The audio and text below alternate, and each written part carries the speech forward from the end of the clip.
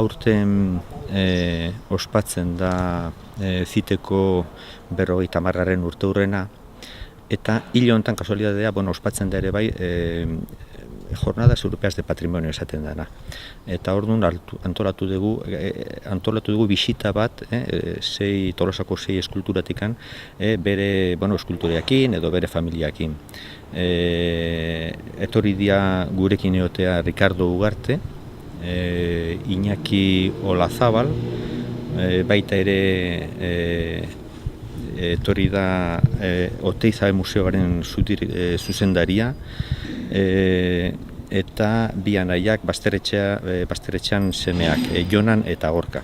Bere jakin, ikusiko ditugu bere eskulturak, esplikazioak emango dizkigute, eta, gogoratuko nola orain dela 25 urte, Ziteko talde bat, eskulturaztea taldea, antolatu zuen, pentsatu zuten nola jarri Tolosan bertan kaskoan eskultura horiek.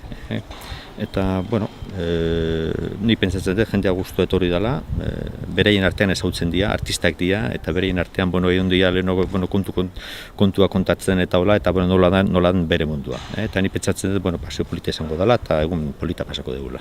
Askotan jendea ezagutzen ditu olako eskulturak, eta egunero ikusten ditu olako eskulturak, baino batzutan igual ez dakite zein izan da eskultorea egilea, edo ez dakite bere historia, eta horregatik nahi dugu paso honekin jendea ezagutzea, ze eskultura bakoitza ze historia daukan, noiz jarri izan eta zein zan bere helburua.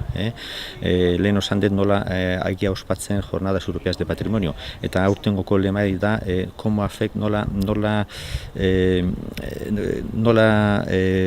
afektatzen du paisaje urban hori eskultura horiek edo patrimonio kultural hori. Eta hori lotuta dago gure pasokin, gure bizitakin, eta hori izango da. Gure izango da hori informazio ematea jendeari nola eta zergatik daude eskultura horiek herrian.